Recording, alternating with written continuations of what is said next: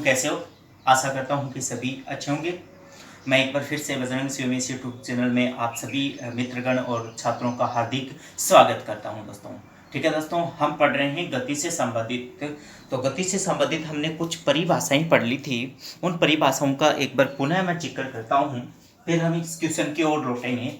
Question परिभाषाओं में हमने क्या पढ़ा था? एक तो गति, देखिए दोस्तों, एक तो हमने मोशन यानी किसी कण की स्थिति में समय के सापेक्ष परिवर्तन की दर, ये मैंने पिछले वीडियो में बता दी थी। परिभाषा में पुनः नहीं लिखूंगा, बोल रहा हूं कि किसी कण की स्थिति में समय के सापेक्ष क्या है, किसी कण की स्थिति में समय के सापेक्ष परिवर्तन की दर ही क्या कहलाती है दोस्तों? गति कहलाती है। ठीक है, तो गति से संबंधित तो ये हो गया। फिर दूसरा पॉइंट हमने पढ़ा था यहाँ पर वेग। वेग क्या है? तो वेग एक निश्चित दिशा में एकांक समय में तय की गई दूरी ही क्या है दोस्तों? वेग होता है। उसका मात्रक क्या है? मीटर प्रति सेकंड। आशा करता हूं कि ये परिभाषा भी आपको ध्यान में हो गई होगी। और एक मैंने बताया था विस्थापन। विस्थापन, ठीक है, विस्थापन जो है, और विस्थापन जो है वो क्या होता है कि दो बिंदुओं के मध्य की जो न्यूनतम दूरी होगी, वो न्यूनतम दूरी ही क्या कहलाएगी दोस्तों? विस्थापन। और विस्थापन का मात्रक भी क्या होता है दोस्तों? मीटर। मैं ये उम्मीद रखता हूँ कि ये तीनों जो शब्द की परिभाषा बताई गई थी, ये आपके दिमाग में फिट है और याद भी होगी दोस्तों। ठीक है दोस्तों, तो दोस्तों बने रहिए मेरे साथ और वीडियो को लास्ट तक ज़रूर देखें। ज़्यादा से ज़्यादा अपने दोस्तों में भी इस चीज़ को शेयर कीजिएगा ताकि वो भी सीओएस यूट्यूब चैनल के साथ जुड़कर अपनी तैयारी को मजबूत बना पाएँ दोस्तों मैं बेसिक से लेकर एडवांस तक फैक्ट बता रहा हूँ। और आपकी जो एग्ज़ाम है, कम्पिटिटिव एग्ज़ाम है, उनमें आने वाले क्वेश्चनों को लेकर चल रहा हूँ। तो आप मेरे साथ बने रहिए, वीडियो को लास्ट तक देखें, और हमारी वीडियो पसंद आए तो प्लीज़ हमारी वीडियो को लाइक ज़रूर करना दोस्तों। ठीक है, तो इन तीनों की दूरी क्या है? तो दूरी यानी अगर देखें तो दूरी एक बिंदु और अंतिम बिंदु के जो अधिकतम होगी वो दूरी होगी, और न्यूनतम जो होगी उसे हम क्या कहेंगे? विस्थापन। इसे ऐसे प्रदर्शित करते हैं। ठीक है, और ये वेग हो गया। इनका मात्रक भी आप ध्यान में रखेंगे दोस्तों। ठीक है, इन शब्दों के आधार पर ही मैं आपके लिए लेकर आया हूँ एक अच्छा क्वेश्चन जो आपके समझ में आ जाएगा, और बहुत बार ये एग्जाम में भी पूछा जाता है। क्वेश्चन देखें क्या है। क्वेश्चन है कि एक इलेक्ट्रॉन वर्ताकार पथ पर गति करता है। ठीक है, यानी एक इलेक्ट्रॉन है वर्ताकार पथ पर गति कर रहा है, तो इलेक्ट्रॉन द्वारा एक चक्कर में तय की गई दूरी। अब देखें, यानी यहां पर ये एक चक्कर में तय की गई दूरी, ठीक है, एक चक्कर में विस्थापन, यहां तक तो इस लाइन का क्वेश्चन है दोस्तों। यानी पूछ रहा है कि एक चक्कर में तय की गई दूरी कितनी होगी। दूसरा पूछ रहा है विस्थापन कितना होगा एक चक्कर में। दूसरा क्वेश्चन देखें, यानी दो गए। तीसरा क्वेश्चन देखें, अर्ध चक्कर में।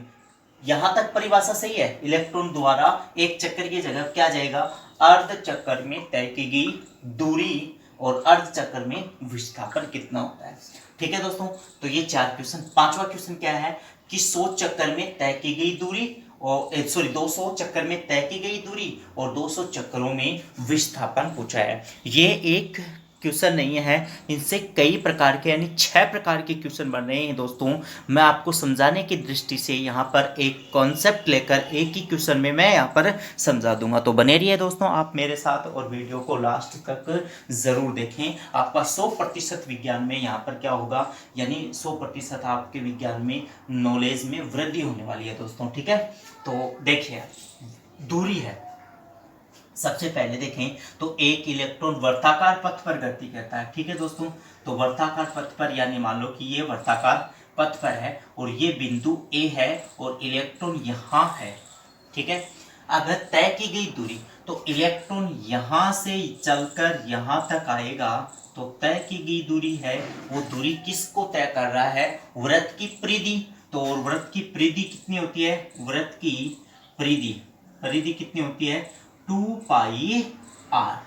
ठीक है दोस्तों, तो इलेक्ट्रॉन द्वारा तय की गई दूरी कितनी हो जाएगी? पहले का आंसर कितना हो जाएगा? 2πr। समझ में आ गया होगा। पुनः देखें कि इलेक्ट्रॉन यहां से चलकर यहां तक, तो यानी वह स्थल से तो कुछ तय तो करके आया है, तो तय की गई दूरी क्या हो गई, यानी ये 2 पाई आर परिधि की ओर, तो वृत्त की परिधि 2 पाई आर, यानी एक चक्कर में तय की गई जो दूरी है वो दूरी तो 2 पाई आर है। ठीक है, तो आशा करता हूं कि पहला क्वेश्चन समझ में आ गया। दूसरा देखें, विस्थापन कितना होगा। दूसरा क्वेश्चन में पूछा है विस्थापन। अब ये देखें कि अंतिम बिंदु भी क्या है दोस्तों, ए है, और प्रारंभिक बिंदु भी क्या है, ए है। यहां से चलकर यहां तक आ गया वापस, तो अंतिम और प्रारंभिक बिंदु जो है उनके मध्य की न्यूनतम दूरी क्या कहलाती है, विस्थापन। लेकिन ये तो यहां पर ही आ गया, यानी विस्थापन क्या हो गया, शून्य। ठीक है, क्वेश्चन पूछ सकते हैं और मोस्ट भी है क्वेश्चन इस प्रकार से। तो यानी एक इलेक्ट्रॉन वर्ताकार पथ में गति करता है, तो इलेक्ट्रॉन के एक चक्कर लगाने में विस्थापन कितना होगा, तो विस्थापन क्या है दोस्तों, शून्य। ठीक है, आशा करता हूं कि दूसरा क्वेश्चन भी आपको समझ में आ गया होगा। तीसरा क्वेश्चन देखें तो अर्ध चक्कर में तय दूरी कितनी होगी, ये पूछ रखा है। तो अर्ध चक्कर में तय दूरी कितनी होगी, तो आधा चक्कर, यानी यहां से या फिर हम क्या मान सकते हैं, इसका व्यास है, उस व्यास को अगर मिला दें तो अर्धवर्त बन जाएगा, और ये इलेक्ट्रॉन यहां से लेकर इस बी पॉइंट पर पहुंच जाएगा। ठीक है, गति करता हुआ। तो अर्ध चक्कर में तय की गई दूरी, तो अर्धवृत्त की परिधि कितनी होगी, तो अर्धवृत्त की परिधि 2 पाई आर बट्टे में 2 का भाग दे देंगे, 2 से 2 कैंसिल, यानी कितनी हो जाएगी दोस्तों, पाई आर हो जाएगी। ठीक है, तो अर्धवर्त में तय दूरी कितनी आंसर आ जाएगा आपका, पाई आर आंसर आ जाएगा। ठीक है दोस्तों, ये यहां तक। फिर चौथा क्वेश्चन देखें तो अर्ध चक्कर में विस्थापन कितना होगा। अब देखें अर्ध चक्कर में विस्थापन कितना होता है, तो ये ए और बी की न्यूनतम दूरी है, ये थोड़ी काउंट होगी, न्यूनतम दूरी करनी है। तो हम जानते हैं कि ये ओ से ए आर त्रिज्या होती है, वर्त की क्या होती है दोस्तों, त्रिज्या। तो आर ये भी तो क्या हो गया, त्रिज्या, और ये ए और बी ये व्यास हो गया, और व्यास क्या है, त्रिज्या का दुगुना होता है दोस्तों। ठीक है, तो विस्थापन क्या हो जाएगा, आर प्लस आर, यानी 2r, ये विस्थापन हो जाएगा। ठीक है, अर्ध चक्कर में तय किया गया विस्थापन कितना हो गया, 2r, क्योंकि उसका व्यास होगा। ठीक है दोस्तों, आशा करता हूं कि यहां तक आपको समझ में आ गया होगा। तो आप एक बार इस चीज का स्क्रीनशॉट ले सकते हैं और पुनः देखें दोस्तों, क्या पूछ रहा है कि एक इलेक्ट्रॉन वृत्ताकार पथ पर गति करता है, तो इलेक्ट्रॉन द्वारा एक चक्कर में तय की गई दूरी कितनी होगी, तो वो वृत्त की परिधि के बराबर होगी। और हम जानते हैं कि वृत्त की परिधि कितनी होती है, 2 पाई आर। ठीक है, तो पहला क्वेश्चन का आंसर 2 पाई आर। दूसरा देखें, दूसरा है कि एक इलेक्ट्रॉन वर्ताकार पथ पर गति करता है, तो एक इलेक्ट्रॉन द्वारा एक चक्कर में तय किया गया विस्थापन कितना होगा। तो प्रारंभिक बिंदु भी ए है दोस्तों, और अंतिम बिंदु भी ए है। तो प्रारंभिक और अंतिम बिंदु के मध्य यानी शून्य का अंतराल है, यहाँ पर जहाँ से चला था वहाँ पर ही वापस इलेक्ट्रॉन आ गया, तो विस्थापन तो अंतिम और प्रारंभिक बिंदु के मध्य की न्यूनतम दूरी होती है, तो क्या हो गया, शून्य हो गया। ठीक है दोस्तों, तो दूसरा क्वेश्चन भी समझ में आ गया होगा। तीसरा क्वेश्चन देखें, अर्ध चक्र में तय की गई दूरी, यानी एक इलेक्ट्रॉन वृत्ताकार पथ पर गति करता है, तो इलेक्ट्रॉन द्वारा एक चक्कर की जगह यहाँ क्या आ जाएगा, अर्ध चक्र में तय की गई दूरी। तो अर्ध चक्र की परिधि क्या होती है, 2 पाई आर बटे 2, यानी क्या हो जाएगा, 2 से 2 कैंसिल, यानी पाई आर हो जाएगा। और अर्ध चक्र में तय किया गया विस्थापन क्या है, व्यास के बराबर होता है, और व्यास क्या है, त्रिज्या के दोस्तों क्या होगा, त्रिज्या का दुगुना, यानी 2r हो जाएगा। तो आशा करता हूं कि यहाँ तक मैं आपको समझाने में क्या है, यहाँ तक आपको समझ में आ गया होगा। ठीक है दोस्तों, तो बने रहिए दोस्तों मेरे साथ, और वीडियो को लास्ट तक जरूर देखें। हर लाइन में आपका क्वेश्चन और आंसर छुपा हुआ है दोस्तों, एग्जामिनर कहीं से भी पूछ सकता है। अब देखें, 2 क्वेश्चन और बच गए हैं। इसमें यह है कि 200 चक्कर में तय की गई दूरी, यहां क्या दे दिया कि 200 चक्करों में तय दूरी, तो 200 चक्रों में तय दूरी कितनी होगी? मान लो कि वो ये है ए, ये ओ, ये इलेक्ट्रॉन है, यहां से यहां तक चला, तो एक चक्कर में तय की गई दूरी तो कितनी थी? एक चक्कर में तय दूरी कितनी थी दोस्तों? 2πr। और अब 200 चक्कर लगाएगा तो 200 चक्कर में कितनी हो जाएगी? 200 चक्कर में तय दूरी कितनी हो जाएगी? 200 इंटू 2πr, यानी 400πr आंसर हो जाएगा, क्योंकि 200 चक्कर में तय की गई थी। अब देखें 200 चक्कर में तय किया गया विस्थापन कितना होगा? 6 का आंसर, यानी 200 चक्रों में विस्थापन, ठीक है। तो 200 चक्कर, जब इलेक्ट्रॉन ए से चलेगा और जब तक 200 चक्कर लगाएगा, फिर अंतिम में ए पर ही आ जाएगा, तो प्रारंभिक बिंदु और अंतिम बिंदु के मध्य न्यूनतम अंतराल फिर भी क्या रहेगा दोस्तों? 0 ही रहेगा। तो भी आंसर हमारा क्या आएगा? 0 ही आएगा। ठीक है दोस्तों, तो इस प्रकार से आपके गति से संबंधित एक क्वेश्चन पूछा जा सकता है दोस्तों। तो इसका भी आप एक बार स्क्रीनशॉट ले सकते हैं, और आशा करता हूं कि ये भी क्वेश्चन आपको समझ में आ गया होगा दोस्तों।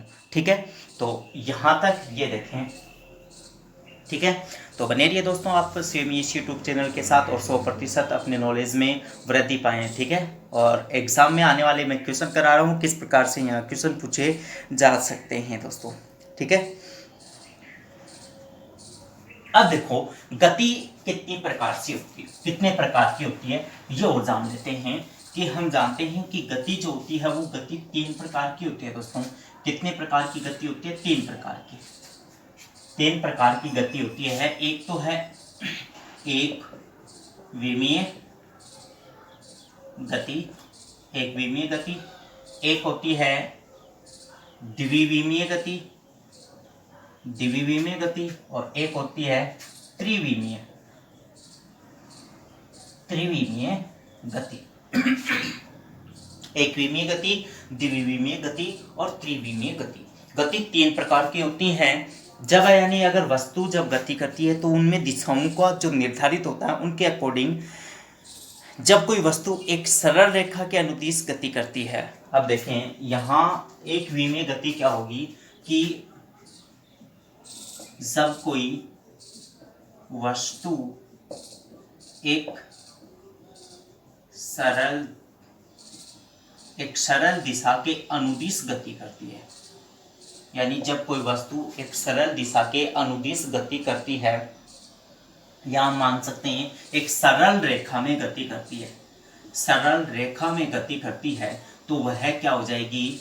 एक विमीय। आप ये ध्यान में रखना, सरल दिशा या सरल रेखा, यदि समतल दिशा आ जाएगी तो वो द्विविमीय गति होगी। जब कोई वस्तु एक सरल दिशा के अनुदिश या सरल रेखा में गति करती है तो वो एक विमीय गति कहलाती है, एक ही दिशा होगी। अगर यहाँ देखें तो एक नली में गेंद डालने पर गेंद की गति, दोस्तों देखें कि एक नली में गेंद डालने पर गेंद की गति क्या होगी? एक सरल दिशा, एक सरल रेखीय होगी, तो वो भी कौन सी है? एक विमीय गति होती है। दूसरा देखें तो लुढ़कते हुए पत्थर, सड़क पर दौड़ती हुई कार, ये सभी उदाहरण किसके हो जाएंगे? एक विमीय गति के उदाहरण हो जाएंगे। यानी सड़क पर दौड़ती हुई कार जो है उसकी भी क्या होगी दोस्तों? एक विमीय। एक नली में गेंद डालने पर गेंद की गति भी क्या होगी दोस्तों? एक विमीय होगी। दूसरा देखें द्विविमीय गति क्या है? जब कोई वस्तु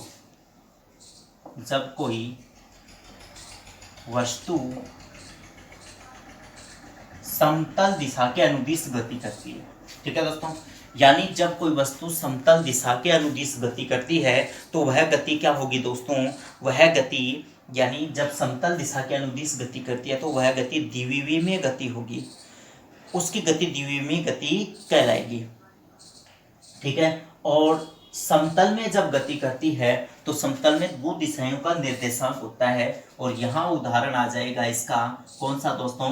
तो द्विविमीय गति में 2 दिशाओं का निर्धारण होता है, और समतल दिशा में गति करेगी तो द्विविमीय गति कहलाएगी। जैसे प्रक्षेप्य गति का उदाहरण, ठीक है, जो तितली होती है या बंदूक की गोली होती है, देखिए तो दो दिशाएं का निर्धारित होगी दोस्तों, तो उसमें प्रक्षेपी गति होगी और एक है इलेक्ट्रॉन का नाभिक के चारों ओर गति, और एक है ग्रहों का सूर्य के चारों ओर गति। ये किस प्रकार की है? द्विविमीय गति। उदाहरण से क्वेश्चन बनता है दोस्तों, उदाहरण से अगला क्वेश्चन आपको पूछ सकता है, ठीक है दोस्तों। तो ये त्रिविमीय गति जो है तीन दिशाओं का निर्देशन होगी और आकाश में उड़ता हुआ पतंग या पक्षी की जो गति होती है वो गति हमेशा किस में आ जाएगी दोस्तों? त्रिविमीय गति में शामिल होगी दोस्तों, ठीक है। तो आपको त्रिविमीय गति भी पूछ सकता है, या ये क्वेश्चन दे सकता है कि आकाश में उड़ते हुए पतंग की गति किस प्रकार की होती है। तो आकाश में उड़ते हुए पतंग की गति या पक्षी की गति जो होती है वो गति किस प्रकार की होती है दोस्तों? वो गति त्रिविमीय गति होती है, ठीक है दोस्तों। तो यहाँ तक आपको समझ में आ गया होगा, आशा ये करता हूँ, ठीक है। हम इसके बाद में गति के नियम भी पढ़ेंगे, प्रथम, द्वितीय और तृतीय नियम। उससे पहले मैं आपको गति के न्यूटन के द्वारा दिए गए गति के 3 समीकरण बताता हूं, ताकि आप अगले वीडियो तक वो समीकरण आप ध्यान में रख लें, ठीक है दोस्तों। तो जरूर ध्यान में रखना, क्योंकि वो गति के तीनों समीकरण कहीं न कहीं काम में आते हैं। और एक बेसिक चीज से अगर देखें, फिजिक्स का बेसिक ही गति वाला चैप्टर होता है, वो आपको यानी कि घूर्णन गति में भी कामयाब वो सूत्र जो होते हैं वो क्या है, यहाँ अगर आप पढ़ लेते हो तो उनमें भी आपके हेल्पफुल हो जाते हैं दोस्तों, ठीक है। तो न्यूटन की गति के समीकरण,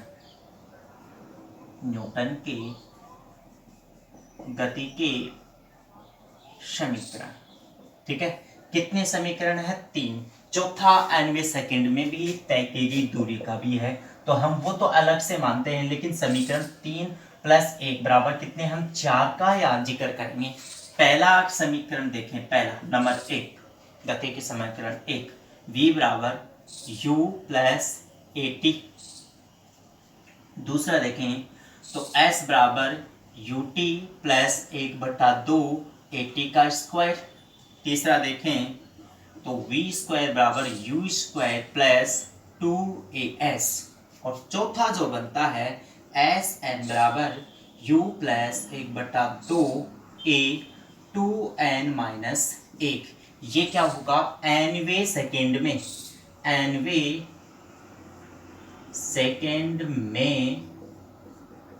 तय की गई दूरी, ठीक है, उसका फॉर्मूला बनता है दोस्तों। ये nवें सेकंड में तय की गई जो दूरी होती है उस दूरी का फॉर्मूला बनता है कौन सा? नीचे वाला Sn। तो n या nवें सेकंड में तय की गई दूरी, और दूरी ही क्या होगी? विस्थापन, ठीक है दोस्तों। तो ये न्यूटन की गति के 3 समीकरण, कितने? 3 प्लस और 1, ये 4 चीज हम ध्यान में रखेंगे, और चारों फॉर्मूले ही क्या है? उपयोगी होते हैं। अब हम वस्तु को ऊर्ध्वाधर फेंक रहे हैं, ठीक है, या गुरुत्व त्वरण के द्वारा जो गति होती है वो भी गति है, वहां एक ही जगह जी आ जाता है। तो वो हम 4 स्टेज और बनाएंगे, वो 4 अगले वीडियो में, ताकि पहले आपको ये याद रहेंगे तभी वो याद हो जाएंगे, क्योंकि मंदन होता है तो वहां प्लस की जगह माइनस हो जाएगा। चिन्हों का भी हमें ध्यान रखना होता है, ठीक। अब सूत्र में और क्या है ये चीज और जान लें कि कौन सी चीज क्या है दोस्तों, ठीक है। तो पहले देखें v और u में, ठीक है। तो u क्या है? प्रारंभिक वेग, ठीक है दोस्तों, प्रारंभिक वेग। v क्या है? v है अंतिम वेग, क्योंकि क्वेश्चन में ये भी तो जानना आवश्यक है, क्योंकि क्वेश्चन में प्रारंभिक अंतिम वेग दे देगा। a क्या है? a है त्वरण की परिभाषा मैंने बता दी, मात्रक क्या होता है ये भी बता दिया गया। और t क्या है दोस्तों? t है समय, ठीक है, जो सेकंड में होगा। यो आ गया। s क्या है? s है विस्थापन, ठीक है। और यहाँ nवें सेकंड में तय की गई दूरी सेम ही मान ये इनमें से ही रखे जाएंगे। तो आप इस चीज को भी ध्यान में रखेंगे, आप अपनी नोटबुक में इस चीज को भी नोट कर सकते हैं, कि n क्या है दोस्तों। ठीक है, तो एक बार पुनः देखें न्यूटन की गति के समीकरण। न्यूटन के गति के समीकरण 3+1 हम पढ़ने जा रहे हैं दोस्तों। पहला क्या होगा, पहला है v बराबर u प्लस ए टी। दूसरा क्या है, s बराबर U T plus 1/2 A T का स्क्वायर। और तीसरा क्या है, वी स्क्वायर बराबर यू स्क्वायर प्लस 2as। और nवें सेकंड में तय की गई दूरी का सूत्र है एस एन बराबर यू प्लस 1/2 ए कोष्टक 2n-1 है। ठीक है, u क्या है तो प्रारंभिक वेग है, v क्या है अंतिम वेग है, और ये क्या है त्वरण, और t क्या है दोस्तों समय, और s क्या है दोस्तों विस्थापन। ठीक है दोस्तों, तो कल आप ध्यान में रखना गति के तीनों समीकरण और nवें सेकंड में तय की गई दूरी वाला सूत्र। ठीक है, आप अगर ये ध्यान में रखते हैं तो आप क्वेश्चन तक पहुंच सकते हैं दोस्तों। तो आज के लिए इतना ही दोस्तों, मिलते हैं अगले वीडियो में। तब तक के लिए गुड बाय, जय हिंद, जय भारत।